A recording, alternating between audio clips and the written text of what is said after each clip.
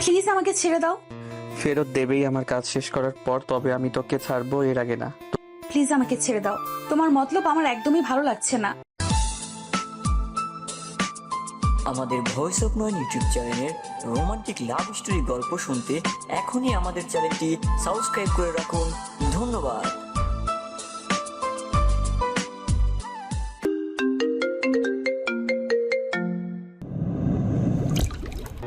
আমাকে এখান থেকে যেতে দাও।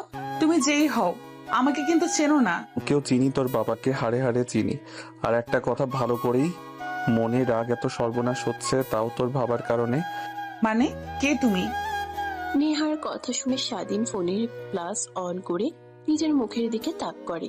নেহা অবাক হয়ে যায়, স্বাধীনের হাত থেকে ছুটার চেষ্টা করে, কিন্তু স্বাধীন নেহার হাত বেঁধে ফেলে। স্বাধীন, তুমি তুমি আমাকে এখানে ধরে নিয়ে এসেছো কেন? কেন ধরে নিয়ে এসেছেন এইটা একটু পরেই জানতে পারবেন। আমি ক্যামেরাটা অন করে রাখছি। কথাটা বলেই স্বাধীন উঠে গিয়ে গাছের ফাঁকা স্থানে ফোন তাদের দিকে তাকিয়ে রেখে আসে। নেহা উঠতে গিয়েও পারে না হাত পা বেঁধে রাখার কারণে। প্লিজ আমার কোনো ক্ষতি করো না। দেখো, আমি তো তোমার কোনো ক্ষতি করিনি, তাহলে তুমি আমাকে। চুপ, একদম চুপ। তোর বক বক শোনার জন্য এখানে আসি নাই। তুই তো কোনো ক্ষতি করিস নাই। তোর বাবার কারণে আমরা ঠিক মতো বেঁচে থাকতে পারছি না। তোর বাবার আমাদের উপরে নজর পড়েছে, আমাদের ক্ষতি করার জন্য উঠে পড়ে লেগেছে। কিন্তু এখানে আমার কি দোষ বলো? আমি তো তোমার বোনের মতো। তোমার বোন আর আমি একই ক্লাসে পড়ালেখা করি, ইভেন দুইজন বান্ধবী।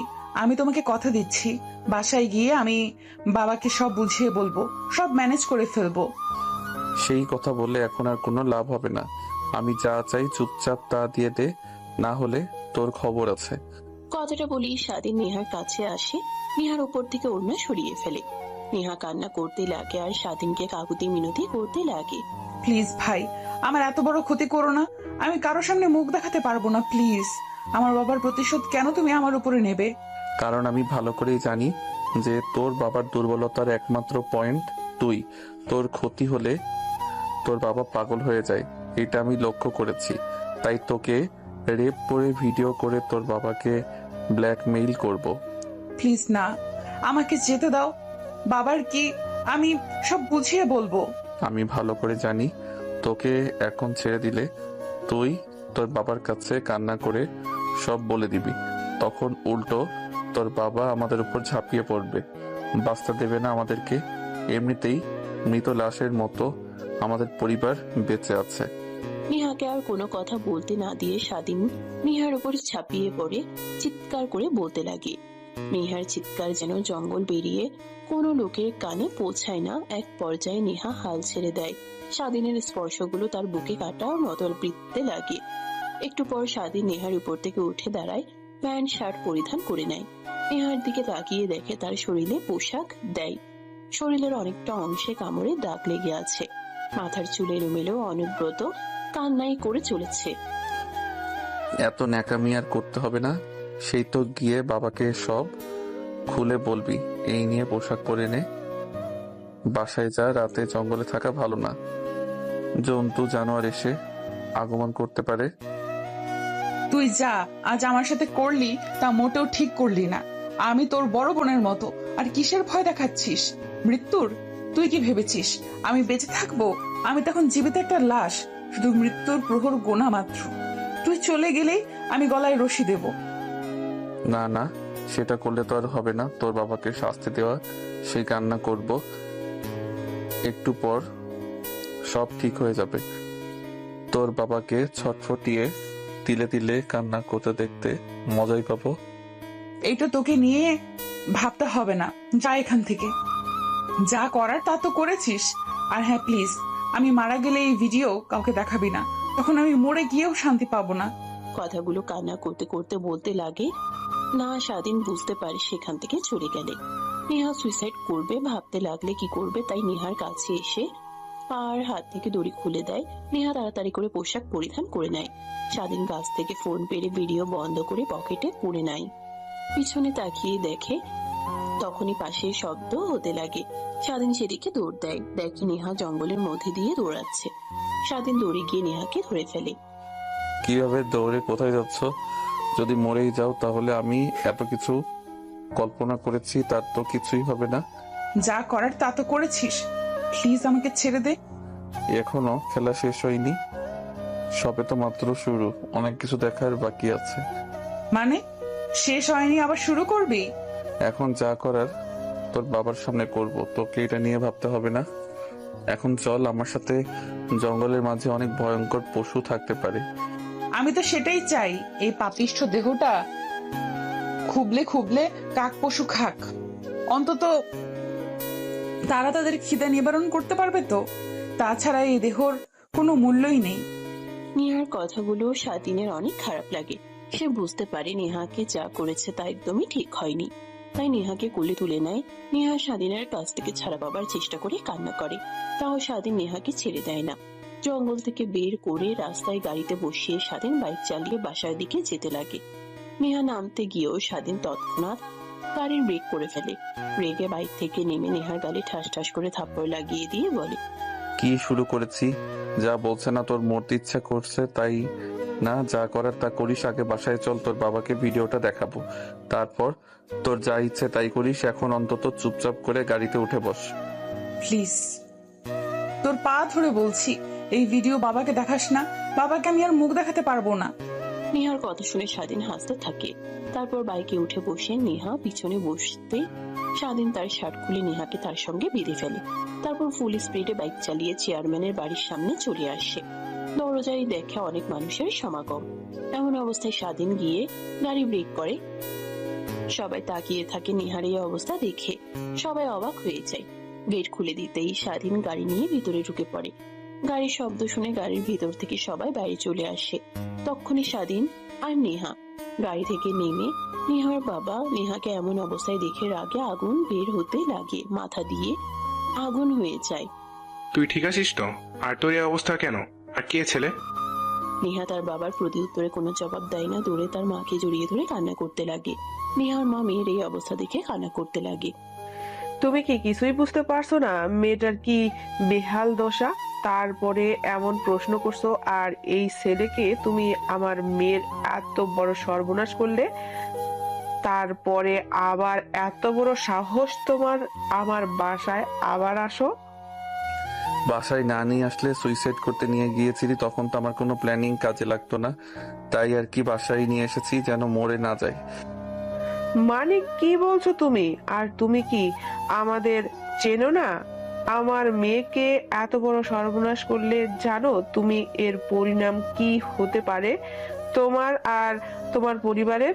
কি করবেন? আর মেরে ফেলবেন আমাদের, এর থেকে তো আর বেশি কিছু পারবেন না। কিন্তু আপনাদের মান সম্মান ধুলোয় মিশিয়ে দিলাম, এইটার কি করবেন? তোমার এত বড় সাহস, আমি দেখে তো অবাক হয়ে যাচ্ছি। নেহার বাবা, তুমি কিছু বলছো না যে? চেয়ারম্যান সাহেব আর কি বলবে, তার মেয়ের এই দশা তার কারণেই। আর হ্যাঁ চেয়ারম্যান সাহেব, আপনার মেয়ের সুন্দর 42 মিনিটের ভিডিও আছে, আপনি চাইলেই এটা পাবলিশ করতে পারেন। কানে কানে কথাটা বলে স্বাধীনে নেহার বাবার কাছে গিয়ে নেহার বাবা রেগে স্বাধীনের গলা চেপে ধরে। স্বাধীন নেহার বাবার হাত থেকে কোনোভাবে ছাড়া পেয়ে মাটিতে বসে কাঁদতে লাগে। ওয়েট, বাকি কথা শুনে তারপরে না হয় যা ইচ্ছে তাই করিয়েন। চেয়ারম্যান সাহেব, আমি এমন জায়গায় ভিডিও রেখে দিয়েছি, আমি যদি আগামী 1 ঘন্টা পর পর যদি টাইম চেঞ্জ না করি, তখন অটোমেটিক অনলাইনের প্রত্যেকটা মাধ্যমে পাবলিশড হয়ে যাবে। স্বাধীনের কথা শুনে আরো রেগে যায় নেহার বাবা। মারতে গিয়েও মারে না। তখনই পাশ থেকে নেহার মা বলে, এই ছেলেকে বলছো তুমি কিসের ভিডিও? আবার 1 ঘন্টা পর টাইম চেঞ্জ না করলে পাবলিশড হয়ে যাবে। সেটা না হয় আপনার স্বামীর কাছ থেকে শুনে নেবেন। আমি আসি, প্রয়োজন হলে আবার আসবে। কথাটা বলে স্বাধীন নেহার দিকে তাকিয়ে জিহবা দিয়ে ঠোঁট বিছায়। নেহা দেখে ভয় পেয়ে তার মাকে শক্ত করে জড়িয়ে ধরে। নেহার মা রেগে যায়। স্বাধীন বের হতে যাবে বাড়ি থেকে, তখনই সবাই আটকে ফেলে।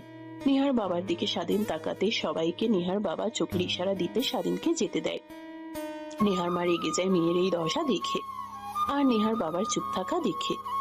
এখানে যা হয়েছে তা যদি বিন্দুমাত্র বাইরে পৌঁছায় তাহলে তোদের সবাইকে মেরে ফেলবো। জানি দেওয়ালেরও কান আছে, বাট যদি জানতে পারি সে দেওয়ালকে, তাহলে তার পরিবারকেও শেষ করে ফেলবো। সো বি কেয়ারফুল, আর সবাই যে যার কাজে যাও। মনে করবে একটু আগে যা হয়েছে তার কিছুই মন থেকে স্মৃতি সব মুছে ফেলো। এটাই তোমাদের ভালো হবে। কি বাবা, এত বাজে? আর আমি তো সবাইকে বলতাম আমার বাবা ওয়ান অফ দ্য বেস্ট বাবা। সবাই অনেক বাজে কথা বলতো, আমি তাদের কথায় কোনো জবাবই দিতাম না, ভাবতাম তারা হয়তো ভুল বলছে। কিন্তু আজ বুঝতে পারলাম তারাই ঠিক ছিল, আমি ভুল। এখন তোর বাবা হাড়ে হাড়ে টের পাবে গরিবদের উপর জুলুম করার পরিণতি কি হয়। তারপর নেহার মা নেহার সঙ্গে কথা বলতে লাগে, গোসল করিয়ে দেয় ছোট বাচ্চাদের মতো। যখন ভূপিষ্ঠ হয় কিছু করতে পারে না, সবকিছু করতে হয় এমন অবস্থায় তারপর পোশাক পরিধান করে নেয় নেহা।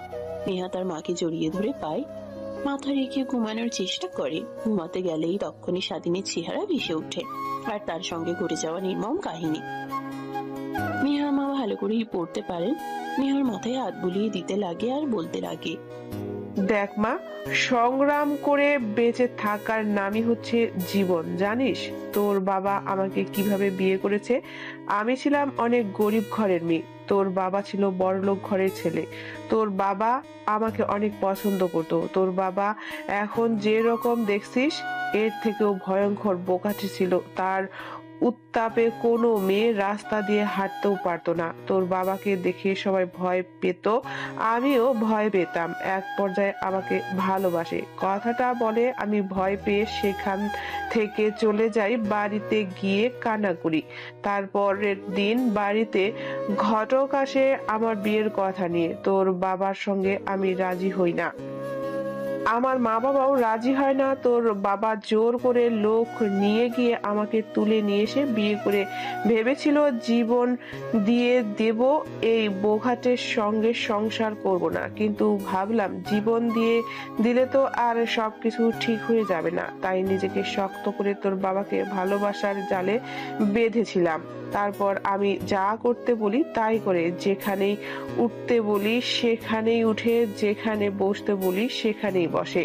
নেহার মা কথাগুলো বলি নেহার কোনো সারা শব্দ না পেয়ে নেহার দিকে তাকিয়ে দেখে ঘুমিয়ে গেছে।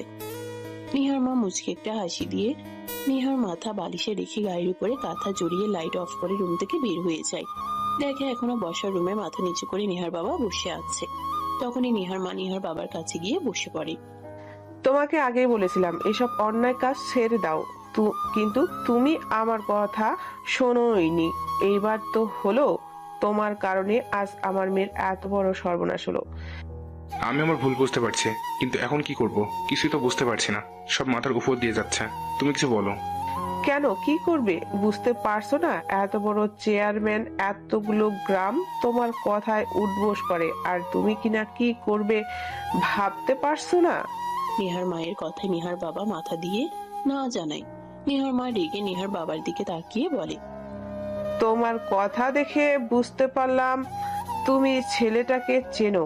এক্ষুনি সবাইকে নিয়ে ছেলেটার বাসায় যাবে, ওদের যা যা তুমি দখল করেছো সব ছেড়ে দিয়ে চলে আসবে, আর ছেলেটার বাবার কাছ থেকে ক্ষমা চেয়ে তবে আসবে। যতক্ষণ না ছেলেটা আর ছেলেটার বাবা তোমাকে ক্ষমা না করছে ততক্ষণ আসবে না। আসলে তোমাকে আর বাসার মধ্যে আসতে দেব না। আচ্ছা ঠিক আছে, কিন্তু আমি চেয়ারম্যান হয়ে একটা লোকের সামনে মাথা নিচু করবো, বিষয়টা কেমন দেখায় না? তোমার মেয়ের সম্মানের কাছে কি তোমার চেয়ারম্যানের মর্যাদা এতটা বড়? যদি তাই হয় তাহলে যাবার দরকার নেই। আমাকে আর একে মেরে ফেলো তাহলেই চলবে, তোমার সঙ্গে থাকতে চাই না। না না না, এমন করে বলছো কেন? আমি এখনই যাচ্ছি, ক্ষমা চেয়ে আসছি। যতক্ষণ না ক্ষমা করবে ততক্ষণ বাড়িতে আসবো না। এই তো বুঝতে পারছো। আর হ্যাঁ, বিশেষ করে ছেলেটার বিষয়ে সবকিছু জেনে শুনে তবেই আসবে। আচ্ছা ঠিক আছে। কথাটা বলেই বসার রুমের বড় ঘরের দিকে তাকিয়ে দেখে সদ্যই 8:30 বাজে। তাই সবাইকে নিয়ে নেহার বাবা বেরিয়ে পড়ে। অন্যদিকে স্বাধীন চেয়ারম্যান বাড়ি থেকে বাইক নিয়ে বের হয়ে বাড়ি দিকে যেতে লাগে আর ভাবতে লাগে, আমি কি কাজটা ঠিক করলাম? এইখানে তো নেহা আপুর কোনো দোষ নেই। চেয়ারম্যানের প্রতিশোধ তার মেয়ের উপরে নিলাম, আর নেহা আপু তো তার বাবার পাওয়ার নিয়ে কখনোই অহংকার করেনি। তাহলে নেহা প্রসঙ্গে যা করলাম তা আমার একদমই ঠিক হয়নি। কিন্তু কি করব, তো অত্যাচার চেয়ারম্যানের তো আর সহ্য করার মতো না। এখন উচিত শিক্ষা পাবে সে।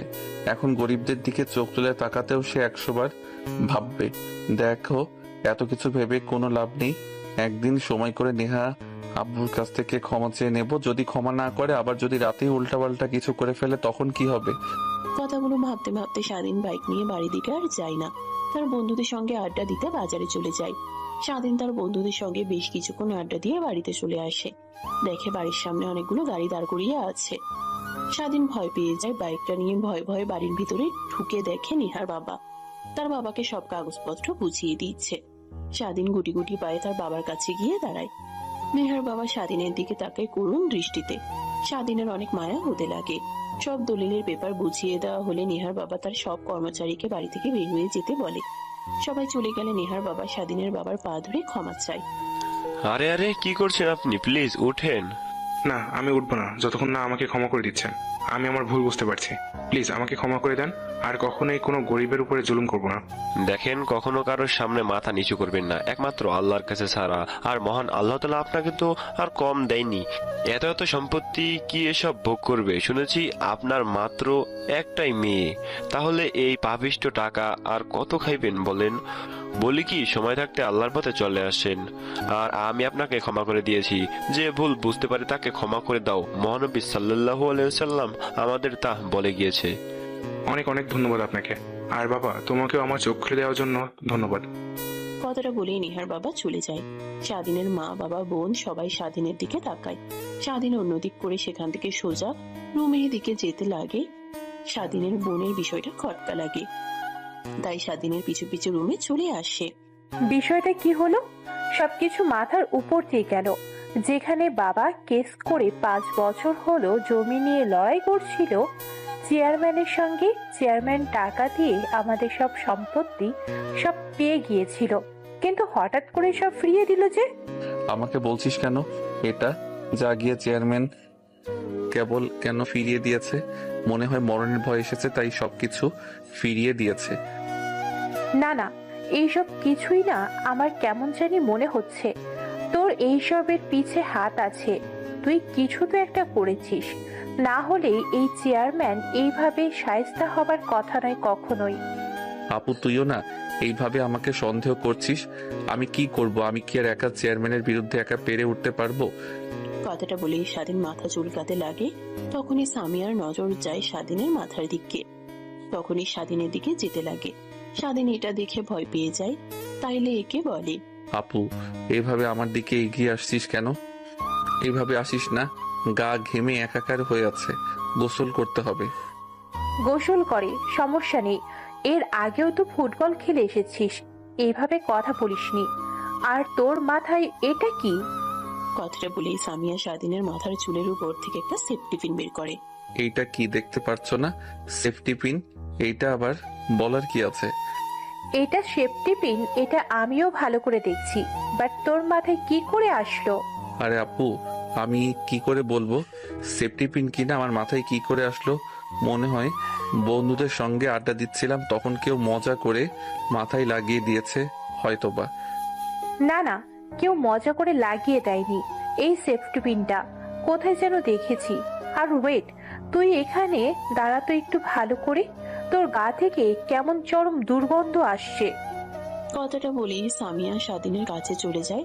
গা দিয়ে ঘ্রাণ কেমন যেন চেনা চেনা লাগে। আর সেফটি পিনটাও তখনই নেহার কথা মনে পড়ে। এমনই স্যান্ড নেহা ব্যবহার করে, আর সেফটি পিন নেহার হিসাবে লাগানো ছিল। তখনই সামিয়া স্বাধীনের কাছ থেকে খানিকটা দূরে গিয়ে দাঁড়ায়। সামিয়া ভালো করে তাকিয়ে দেখে স্বাধীনের প্যান্টে রক্ত লেগে আছে, টি শার্টের নিচের অংশেও রক্ত লেগে আছে। এটা দেখে সামিয়া স্বাধীনের দিকে বাঁকা দৃষ্টিতে তাকায়। আরে আপু, তুই এইভাবে আমার দিকে তাকিয়ে আছিস কেন? মনে হচ্ছে আমাকে তুই জ্যান্ত চিবিয়ে খাওয়াবি। দেখ, তুই সবার চোখ ফাঁকি দিতে পারলেও আমার চোখ ফাঁকি দিতে পারবি না। তোকে ভালোই ভালোই বলছি, কি হয়েছে সব কথা খুলে বল। তোর গা দিয়ে যে স্মেলটা আসছে এটা নেহার পারফিউমের, আর সেফটি পিন যেটা ওটাও নেহার হিজাবে লাগানো ছিল, আর তোর প্যান্ট টি শার্টে রক্ত লাগানো। আর চেয়ারম্যান এইভাবে সবকিছু কিভাবে মেনে নিল? বাবাকে সব জায়গা লিখে দিয়ে গেল, যেখানে বাবা তার বিরুদ্ধে মামলা করে কিচ্ছু পায়নি। দেখ, আমার কাছ থেকে কিছু লুকাস না, তাহলে তোর খবর আছে। স্বাধীন বুঝতে পারে না কি করবে, মাথায় হাত দিয়ে চুলকাতে লাগে আর নিচের দিকে তাকিয়ে ভাবতে লাগে। এই যা, ধরা পড়ে গেলাম। এখন কি বলবো? আপুকে যদি বলি, আপু তো আমাকে মেরে ফেলবে। কিন্তু কি বলবো? মিথ্যা কথা বললেও আবার ধরা পড়ে যাব। কিরে, কথা বলছিস না কেন? আমি কি বলেছি তোর কানে যাচ্ছে না? কি করেছিস তুই নেহার সঙ্গে? সামিয়ার কথা শুনে স্বাধীন ভয় পেয়ে যায়, ঢোক গিলতে লাগে। পাশে থাকা টি টেবিল থেকে পানির গ্লাস নিয়ে ঢক ঢক করে খেতে লাগে। সামিয়া এসব দেখে তার আর বোঝার বাকি নাই কি হয়েছে নেহার সাথে। রাগ হতে লাগে, তারপরেও স্বাধীনের মুখ থেকে সত্যিটা শুনতে চায়। কিরে, বলছিস না কেন? তোর কাছে কি জিজ্ঞাসা করছি? দেখ, সত্যি কথা বলবি। তুই যদি চালাকি করিস আমার সাথে তাহলে তোর কিন্তু খবর আছে। মানে আপু, আমি কি করব নেহা আপুর সাথে? আর তুমি যা ভাবছো তা একদমই নয়। কিভাবে যে মাথায় এসে ক্লিপ লাগলো আর প্যান্টের রক্ত লেগে আছে। বন্ধুদের সঙ্গে বসেছিলাম, আর তুমি তো জানো রিফাত পান খায়, ওর হয়তোবা পিক লেগেছে। দেখ, আমাকে শিখাতে আসিস না। আমি ভালো করেই জানি কোনটা রক্ত আর কোনটা পানির পিক। সত্যি কথা বলবি নাকি মা বাবার কাছে গিয়ে বলবো? না না আপু, মা বাবাকে বলিও না। আমি তোমাকে সব সত্য কথাই বলছি। প্লিজ, তুমি আমাকে ভুল বুঝো না। আমার মাথা ঠিক ছিল না, বাবাকে দেখেছি কান্না করতে, তাই মাথা ঠিক ছিল না। আমার ভুল করে ফেলেছি আপু। তারপর স্বাধীন সামিয়াকে সবকিছু বলে। সামিয়া শুনে অবাক হয়ে যায়, তার ভাই এত জঘন্য একটা কাজ করতে পারে। মাথায় হাত দিয়ে বসে থেকে ভাবতে লাগে। একদম তুই আমার কাছে আসার চেষ্টা করবি না। আজ থেকে তুই আমার ভাই না। যা এখান থেকে সর। আপু প্লিজ আমাকে ক্ষমা করে দাও। আমি আমার ভুল বুঝতে পারছি। নেহা আপুর সাথে যা করেছি তা ভুল ছিল আমার। তোর সঙ্গে কথা বলতেও এখন আমার রুচিতে পাচ্ছে। যা এখন এখান থেকে সর। গোসল করে আয়। এই শরীর নিয়ে ঘুমাচ্ছিস, তো লজ্জা করছে না? এখন আমি নেহার সামনে কি মুখ নিয়ে দাঁড়াবো? আমার ছোট ভাই এত বড় একটা কাজ করে ফেলবে কখনো ভাবতেও পারিনি। সামিয়া এসবই ভাবছিল। স্বাধীনের গোসল করা শেষ হলে বাহিরে বের হয়ে আসে। স্বাধীন দেখে তার বোন নিচের দিকে তাকিয়ে কি যেন ভাবছে। গোসল করা শেষ হলে পোশাক পরিধান করে খাটের উপরে বসে ফোন দেখছিল। এমন সময় সামিয়া বলতে লাগে, তুই যা করেছিস একদমই ঠিক করিসনি। ওর ফল তোকে একদিন না একদিন ভোগ করতেই হবে। আমি বাবা মাকে গিয়ে সব বলে দেব তাদের গুণধর ছেলে কতটা খারাপ হয়ে গেছে। না আপু প্লিজ না, মা বাবাকে কিছু বলো না, তারা শুনলে অনেক কষ্ট পাবে। আপু, আমি আমার ভুল বুঝতেই তুমি আমাকে যা করতে বলবে আমি তাই করব। ঠিক কিছুই করতে হবে না, তুই চুপচাপ করে থাকবি। যা করার আমি করব। আর শোন, বাহিরের কাউকে যেন বলিস না। আছে আপু। কথাগুলো বলে সামিয়া চিন্তিত হয়ে রুম থেকে বের হয়ে যায়। অন্যদিকে নেহার বাবা স্বাধীনদের বাড়ি থেকে বের হয়ে বাসায় চলে যায়। বসার রুমে বসে থাকে, দেখে নেহার মা বসে আছে। নেহার বাবাকে দেখে নেহার মা প্রশ্ন করে, গিয়েছিলে ছেলেটার বাড়িতে আর সবকিছু দিয়ে এসেছো যা যা চেয়েছে? হ্যাঁ, দিয়ে এসেছি।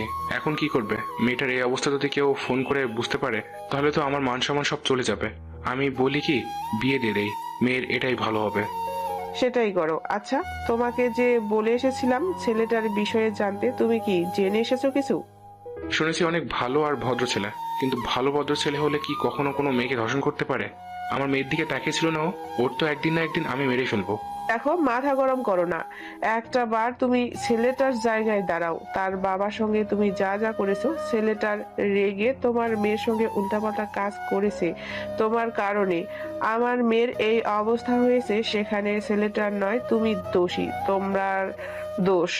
ছেলেটা যেহেতু ভালো, তাহলে আমি বলি কি, নেহার ওর সঙ্গে বিয়ে দিয়েই দেই। কি?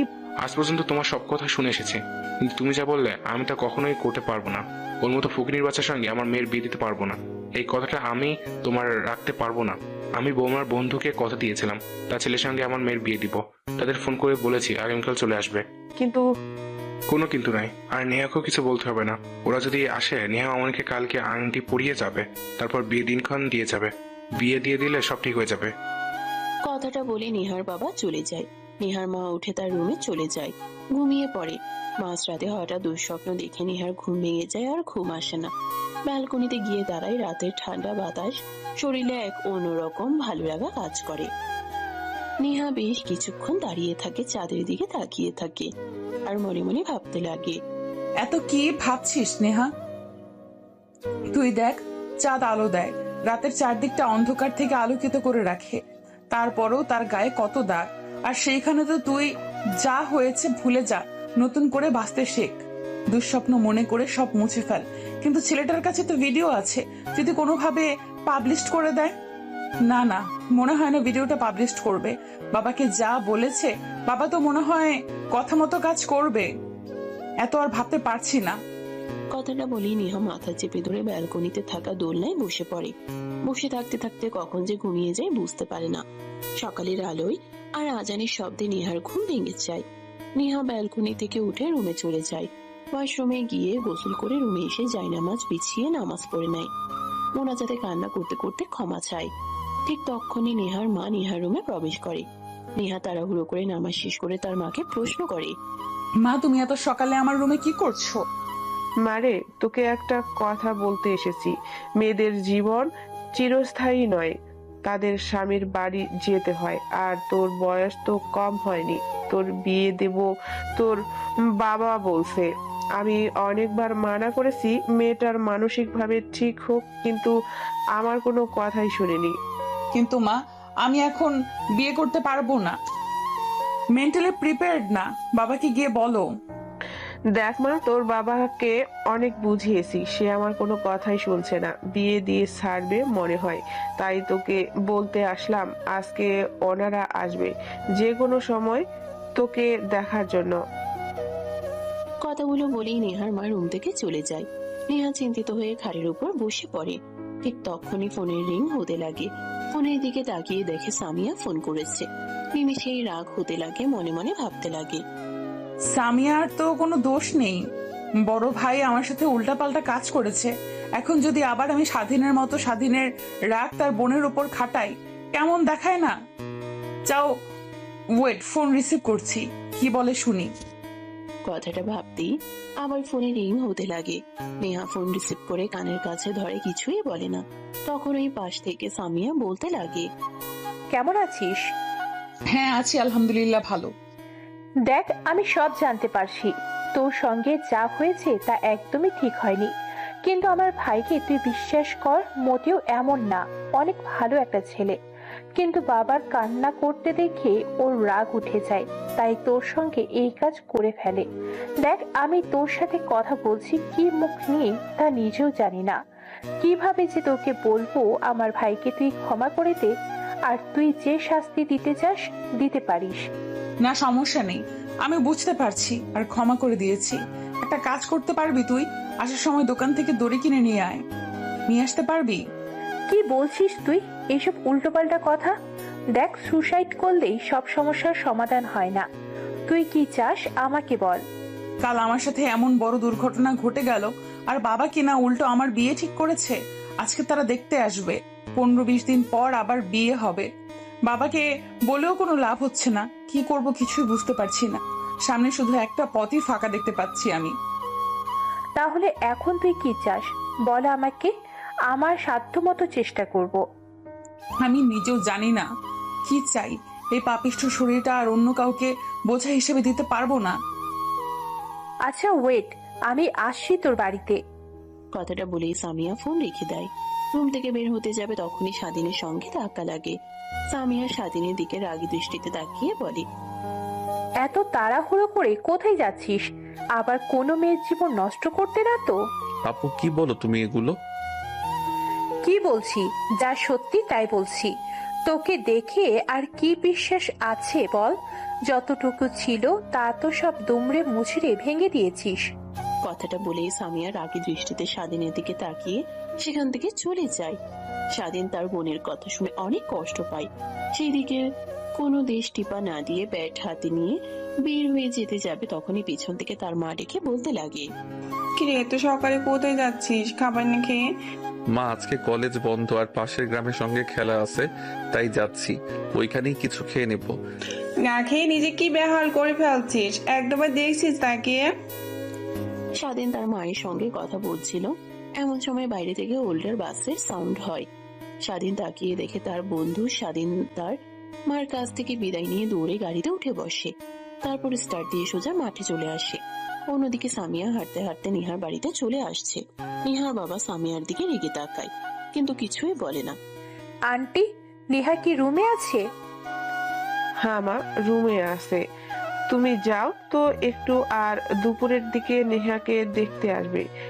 এসেছো ভালোই হয়েছে, নেহাকে একটু সাজিয়ে গুজিয়ে দিও তো। ঠিক আছে আন্টি। তারপর সামিয়া নেহার রুমের দিকে অগ্রসর হয়।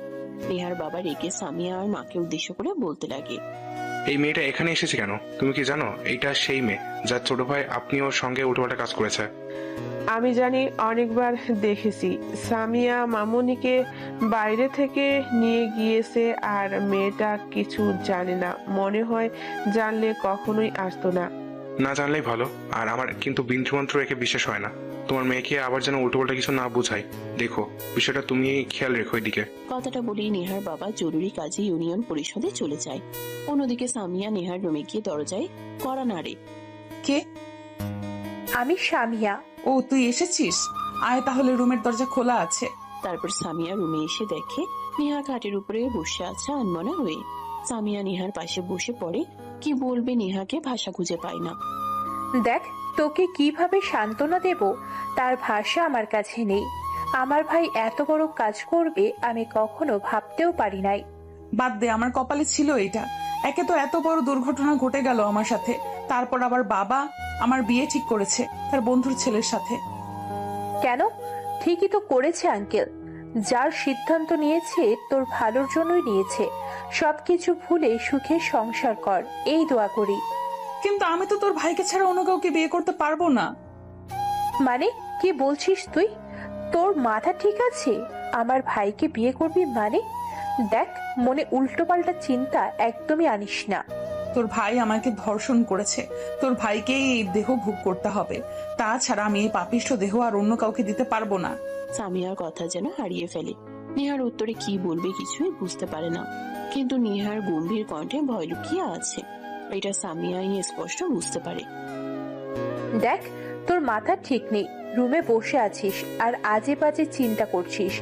বাহিরে গিয়ে ঘুরে আয়, দেখবি মন ফ্রেশ হবে। উল্টো পাল্টা চিন্তা মাথা থেকে বের হয়ে যাবে। তারপর সামিয়া নেহাকে জোড়াজুড়ি করে বাহিরে নিয়ে আসে। তারপর দুজনে হাঁটতে লাগে। পাশ থেকে অনবরত সামিয়া কথা বলেই চলেছে, কিন্তু নেহা তো তার ভাবনার জগতে যোগ দেওয়া আছে। কি রে নেহা, তোর কি হয়েছে? কোথায় হারিয়ে গেলি? কখন থেকে তোর পাশে দাঁড়িয়ে বক বক করছি, কোনো উত্তরই দিচ্ছিস না। দেখ, তোকে তো বললামই ভালো লাগছে না আমার। রুমে থাকি, বাহিরে বের হব না, কিন্তু তুই তো আমার কোনো কথাই শুনলি না। ভাবলাম তোকে নিয়ে বাহিরে দিয়ে ঘোরালে তোর মনটা ফ্রেশ হবে। চল মাঠের দিকে যাই। তারপর সামিয়া আর নেহা দুজনে হাঁটতে হাঁটতে মাঠের দিকে চলে আসে। দেখে সবাই ক্রিকেট খেলছে। আরেকটু এগিয়ে যেতেই দেখে স্বাধীন ব্যাট করছে। তারা দুজন দাঁড়িয়ে স্বাধীনের খেলা দেখতে লাগে। এক পর্যায়ে খেলা শেষ হলে স্বাধীন রাস্তার দিকে তাকিয়ে নেহা আর তার বোনকে দেখে অবাক হয়ে যায়। পিছনের দিকে তাকিয়ে নাই স্বাভাবিক হতে গিয়েও পারে না। একটা কাজ করবি, তোর ভাই কি এখানে ডেকে নিয়ে আয় তো। কেন এখানে ডেকে নিয়ে আসবো? ও খেলছে ওর মতো, খেলুক। ডেকে নিয়ে আসতে বলছে, আয়। এত কথা বলছিস কেন? কাজ আছে, তুই দেখতে পারবি এমনিতেই। তারপর সামিয়া স্বাধীনের ফোনে ফোন করে। স্বাধীন নম্বর দেখে পেছনের দিকে তাকায়। ফোন রিসিভ করতেই সামিয়া তাদের দিকে আসতে বলে। স্বাধীন ভয় ভয়ে গিয়ে আসতে লাগে। এখন বল, ও খেলছে, আমরা ঘুরতে এসেছি। স্বাধীন কি এখানে ডেকে নিয়ে আসার মানে কি? তোর ভাই রাতে যা করেছে সব মোবাইলে ভিডিও করেছে, ওই ভিডিও ডিলিট করতে বলবি। এর কারণেই ডেকে নিয়ে আসছি। কি আবার ভিডিও করেছে? আজকে আগে বাড়ি যায়, তারপর ওর একটা কিছু হচ্ছে। কিছুই করবে না, এখন থেকে ও আমার স্বামী, ভুলে যাস না। তোর মাথা পুরোটাই গেছে। আঙ্কেল যা করেছে ভালোই করেছে তোর বিয়ে দিয়ে। বিয়ে তো আমার হচ্ছে না, আর যদি আমার বিয়ে হয় তা একমাত্র তোর ভাইয়ের সাথেই হবে। সামিয়া রেগে নেহার দিকে তাকায়, একটা হাসি দেয়। নেহার হাসি দেখে সামিয়া ফিক করে হেসে ফেলে। এই মেয়েটার গোমরা মুখ দেখতে সামিয়ার কেন জানে একদমই ভালো লাগে না। স্বাধীন তাদের কাছে এগিয়ে আসতেই সামিয়া রেগে গিয়ে স্বাধীনের গালে থাপ্পড় দিতে যাবে। স্বাধীন চোখ বন্ধ করে ফেলে। পাশ থেকে নেহা সামিয়ার হাত ধরে ফেলে। স্বাধীন চোখ খুলে মিটমিট করে তাকিয়ে দেখে তার বোনের হাত নেহা ধরে আসছে। তোকে বললাম না আমার সামনে ওর গায়ে ফুলের টোকাও দিবি না, তারপরও মারছিস কেন? যা বলেছি তা কর। আচ্ছা ঠিক আছে। আর স্বাধীন, তোর মোবাইলে নাকি নেহার সাথে যা করেছিস তা ভিডিও রেকর্ড করেছিস, ভিডিওটা ডিলিট করে দে। আপু আমি কোনো ভিডিও করিনি, শুধু ভয় দেখানোর জন্য মোবাইলটা রেখে দিয়েছিলাম। সত্যি বলছিস তো নাকি পরে আবার ব্ল্যাকমেল করবি? না আপু সত্যি বলছি, আমি কোনো ভিডিও করিনি, চাইলে ফোনটা নিয়ে চেক দিতে পারো। মোবাইল চেক দিতে হবে না, আর যদি ভিডিও করে থাকো তাও লাভ নেই, তা কখনো পাবলিশ করতে পারবে না, কারণ আমি হব। নেহা বাকি কথা বলতে না দিয়ে সামিয়ার মুখ চেপে ধরে। স্বাধীন অবাক হয়ে যায়। এখন যা, গিয়ে ক্রিকেট খেলো। তারপর স্বাধীন সেখান থেকে চলে যায়। নেহা তার মুখ থেকে সামিয়ার হাত সরিয়ে হাঁপাতে লাগে। কুত্তি, আর একটু হলে তো মারা যেতাম। তোর মাথা ঠিক আছে? কি বলতে নিয়েছিলি? দেখ, আমরা আর তোরা কখনোই এক হওয়ার নই। তোর বাবা একজন চেয়ারম্যান আর আমার বাবা সামান্য একজন ব্যবসায়িক ক্লাস কৃষি কাজ করে সে। তো কি হয়েছে? তোরা কি মানুষ না? আর আমাকে কি তোর পছন্দ না? আমি কি বাবার মতো রাগী আর অহংকারী যে আমাকে তোর ভাইয়ের বউ করা যায় না? দেখ, অবুঝের মতো কথা বলিস না। আর এর থেকেও বড় কথা হলো, আমার ভাই তোর থেকে 4 বছরের জুনিয়র। এটা কিভাবে সম্ভব হয় বল? তো কি হয়েছে? এখন তো অনেক জুনিয়র সিনিয়রের বিয়ে হচ্ছে, এটা কোনো বিষয় না। তোর মাথা পুরোটাই গেছে। আমি কিসের জন্য যে তোকে এখানে নিয়ে আসলাম? তুই ঘরের মধ্যেই ভালো ছিলি, আর যাবার সময় আঙ্কেলকে বলে যাব তোকে যেন পাবনায় গিয়ে রেখে দিয়ে আসে। পাবনায় না, তোর ভাইয়ের সঙ্গে একই রুমে রাখলেই হবে। দেখ, তুইও না, তোর মাথা মুন্ডু সব এখন চিবিয়ে খাবো আমি। সামিয়ার কথা শুনে নেহা হাসতে লাগে, সামিয়াও হাসতে লাগে। তারপর দুজনে গ্রাম দিয়ে আরো একটু ঘোরাঘুরি করে নেহা তার বাসায় চলে আসে। সামিয়া চলে যেতে যাবে, তখনই নেহার মা ডাক দিয়ে কাছে নিয়ে আসে। আন্টি, কিছু বলবেন আমাকে? হ্যাঁ, বসে এখানে আর কোথায় যাচ্ছ? তোমাকে না বললাম নেহাকে দেখতে আসবে? তুমি নেহাকে গুছিয়ে নিয়ে আসো। তুমি তো একমাত্র নেহার বান্ধবী, আর তো কেউ নেই। না মানে আন্টি, বাড়িতে একটা ইম্পর্টেন্ট কাজ করতে হবে, মনে ছিল না, তাই আর কি। যাচ্ছি আমি সময় মতো ঠিক চলে। আচ্ছা মা, তাহলে যাও। আর আরো একটা কথা, সময় করে চলে আসবে কিন্তু। আর নেহাকে একটু বুঝিও, আমরা যা করছি তার ভালোর জন্যই করছি। কখনোই কারো বাবা মা চায় না তার মেয়ের কষ্টে থাক। ঠিক আছে আন্টি। কথাটা বলেই সামিয়া নেহাদের বাড়ি থেকে বেরিয়ে যায়। তারপর তার বাড়ির দিকে অগ্রসর হতে লাগে। সামিয়া রাস্তা দিয়ে যেতে লাগে আর ভাবতে লাগে, স্বাধীনের কারণেই হয়তো নেহাকে বিয়ে দেওয়ার জন্য আঙ্কেল আন্টি উঠে পড়ে লেগেছে। নেহার কত স্বপ্ন ছিল বড় হয়ে ডক্টর হবে, বিয়ে হলে তো আর কখনোই পারবে না। কি যে করি, আমার ভাইয়ের জন্য মেয়েটা জীবন নষ্ট হয়ে গেল। কথাগুলো ভেবে বাসার দিকে অগ্রসর হচ্ছিল, হঠাৎ রাস্তায় স্বাধীনকে দেখতে পায় সামিয়া। স্বাধীনকে পিছন থেকে ডাকতে লাগে সামিয়া। স্বাধীন পিছনের দিকে তাকিয়ে তার বোনকে দেখতে পেয়ে দৌড়ে আসে। আপু তুমি এখন এই অবেলায় কি করছো এখানে? জানো না এই রাস্তাটা ভালো না, যদি কিছু হয়ে যায় তোমার? কি আর হবে, যা তুই সবার সাথে করিস তাই হবে। আপু আমি তো আমার ভুল বুঝতে পারছি, নেহা আপুর কাছ থেকেও ক্ষমা চাইছি, তারপরে এই কথা কেন আবার তুলছো? কোথা থেকে আসছো এই অবেলা? কোথা থেকে আর আসবো, নেহাদের বাড়ি থেকে আসছি। ওর বিয়ে ঠিক হয়ে গেছে, তাই বাড়িতে যাচ্ছি। আজকে রাতে নাও ফিরতে পারি, লেট হতেও পারে। বিয়ে ঠিক হয়েছে মানে? হ্যাঁ, বিয়ে ঠিক হয়েছে। একটা বাবা কখনোই তার মেয়ের এই সর্বনাশ হতে দেখে থেমে থাকতে পারে না। তাই নেহার বিয়ে ঠিক করেছে নেহার বাবা তার বন্ধুর ছেলের সাথে। আজকে রাতেই নাকি তারা দেখতে আসবে, সম্ভব হলে আংটি পরিয়ে যাবে। আর নেহার বাবা যেরকম কথা শুনলাম, মনে হয় আজকে রাতেই বিয়ে পরিয়ে দিতে পারে। ও আচ্ছা ভালো, তা তোমাকে আবার রাতে আনতে যেতে হবে নাকি? ভালো তাই না? একটা মেয়ের জীবন নষ্ট করেছিস তুই। নেহার অনেক স্বপ্ন ছিল, তা জানিস? ও বড় হয়ে ডাক্তার হতে চেয়েছিল, তোর কারণে ওর স্বপ্ন সব ভেঙে চুরমার হয়ে গেল। আমি বান্ধবী হয়ে ওর সামনে গিয়ে দাঁড়াতে পারছি না। তুই যে কাজ করেছিস তার জন্য আর রাতে তোকে বের হতে হবে। এর রাস্তায় কোনো এক মেয়েকে দেখলে আবার তোর পশুর রূপ জেগে উঠতে পারে। আমি চলে আসবো একা। আরে না আপু, কি বলো?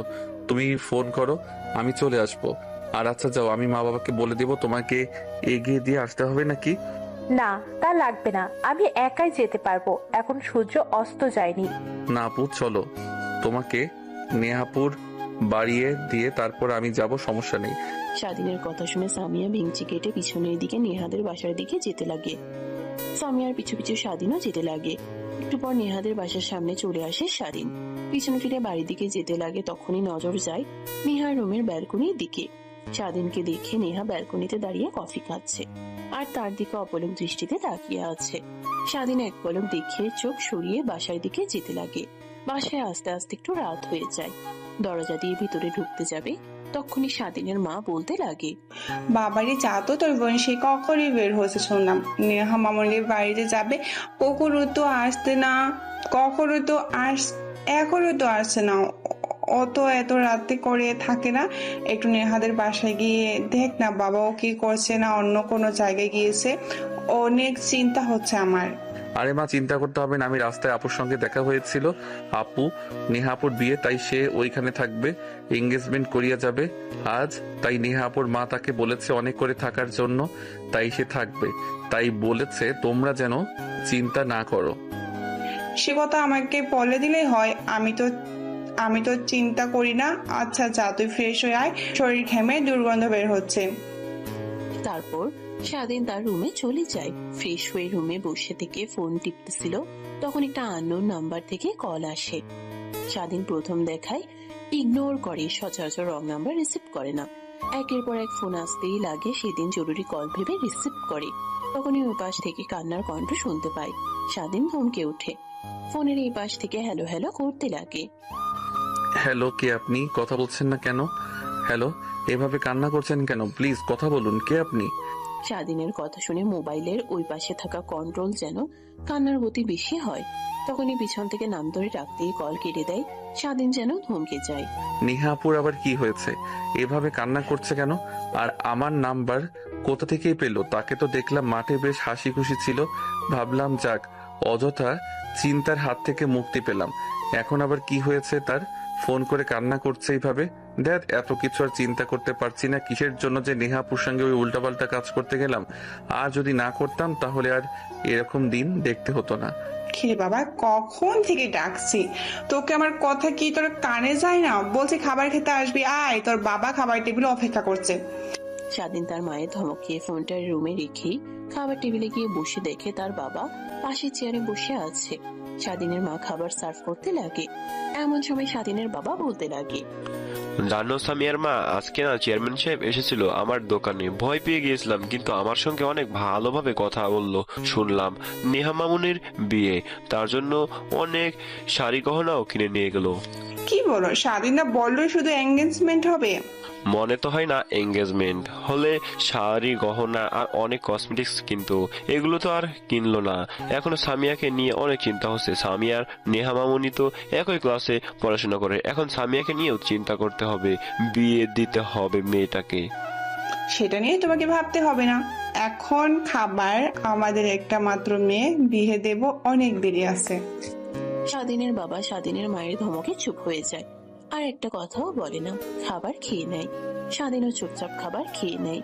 খাবার খাওয়া শেষ হলে রুমে গিয়ে দেখে ফোন বাজছে। ফোনে হাতে নিতেই ফোন কেটে যায়। স্ক্রিনের দিকে তাকিয়ে দেখে 100+ মিসড কল। স্বাধীন হতবাক হয়ে যায়, তাও আবার তার বোনের নাম্বার থেকে।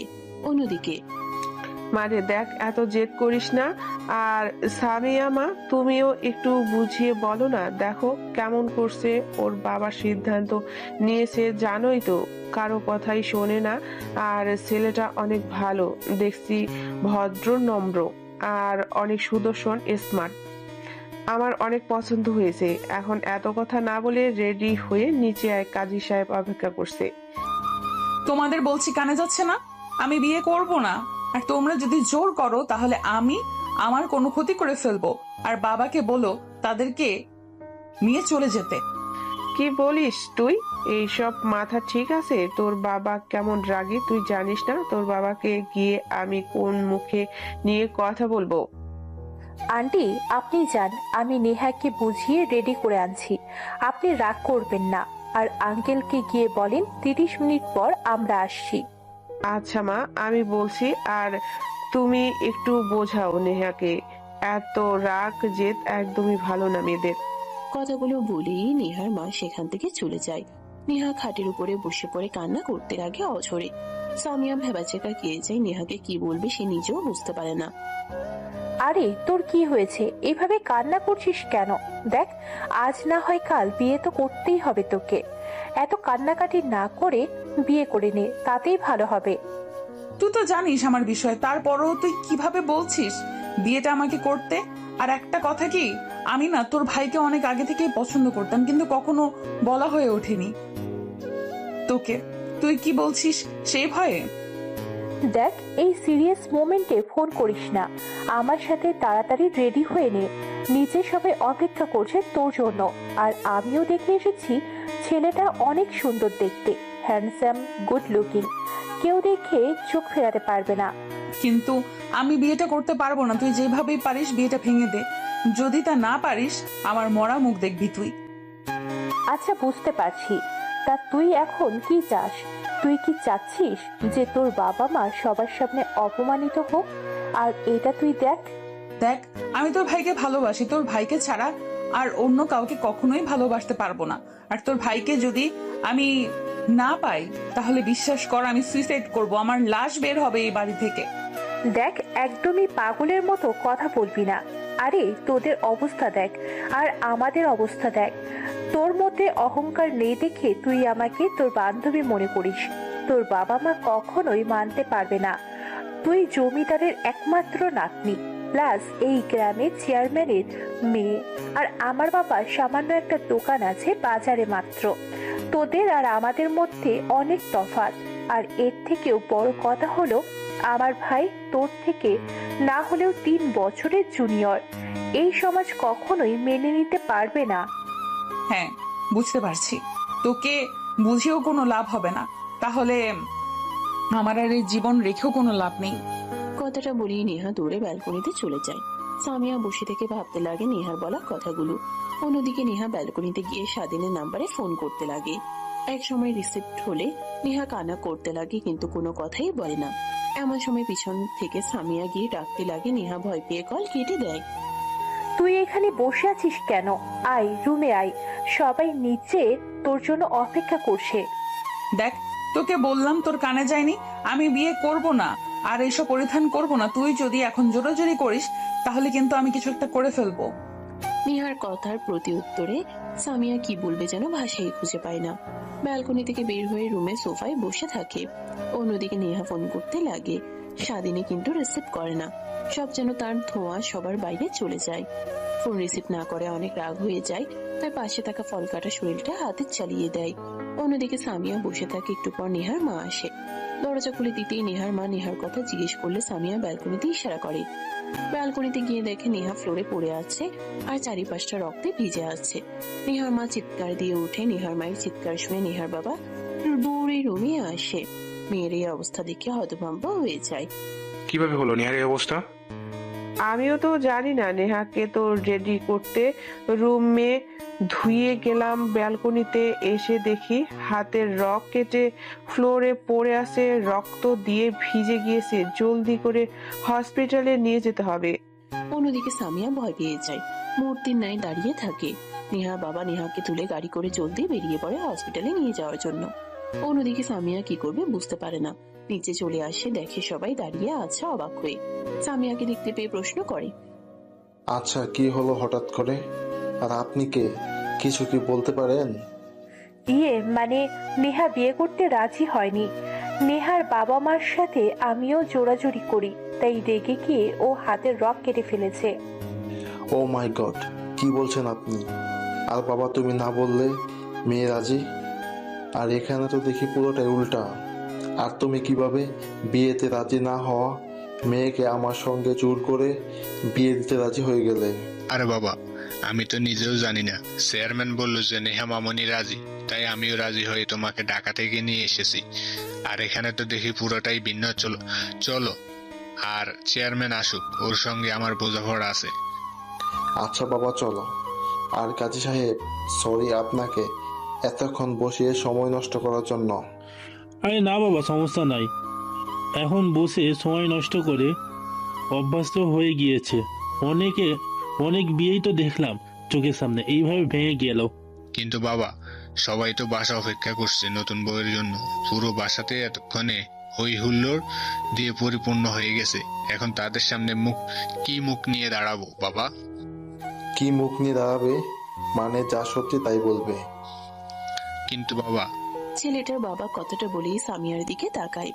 সামিয়া অবাক হয়ে যায়, ভয় হতে লাগে।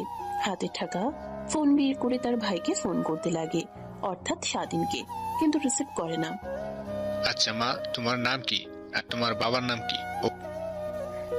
মানে আঙ্কেল, আমার নাম সামিয়া আর বাবা হাসমত শেখ। ও, তুমি হাসমতের মেয়ে? বাজারে যে দোকান আছে ওই হাসমত? সামিয়া মাথা দিয়ে হ্যাঁ বোঝায়। পাশে থাকা ছেলেটা বুঝতে পারে তার বাবা কি বলবে। এখন ছেলেটা তার বাবাকে হাত দিয়ে ইশারা দিয়ে না বলতে বলে, কিন্তু ছেলেটার বাবা তার ছেলের কোনো কথাই শোনে না। আরে মা শোনো, আমি তোমার বাবাকে অনেক ভালো করে জানি, আর তোমার বাবা অনেক ভালো মানুষ, সেই সুবাদে তুমিও অনেক ভালো হবে। আর আমার একটা কথা রাখবে মা, তুমি আমার ছেলেটাকে বিয়ে করো। কি বলছেন আঙ্কেল? বিয়ে মানে? মা বাবা কারোর পারমিশন ছাড়া আমি বিয়ে করতে পারবো না।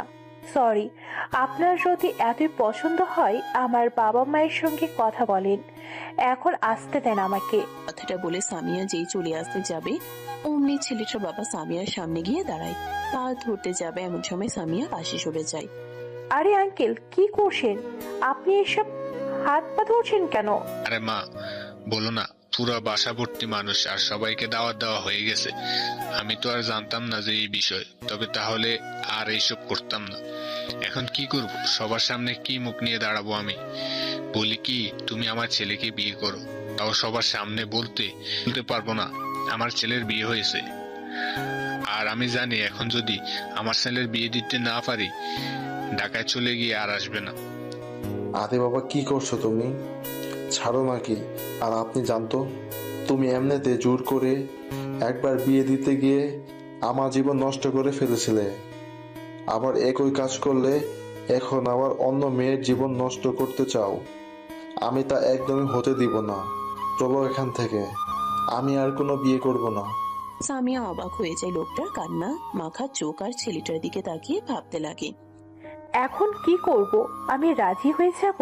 লোকটাকে দেখে তো অনেক প্রাণ বেতারক মনে হচ্ছে, আর ছেলেটাও দেখতে খারাপ না মনে হয়। এর আগেও এইভাবেই বিয়ে ভেঙে গিয়েছিল, তাই হয়তো এত রেগে আছে।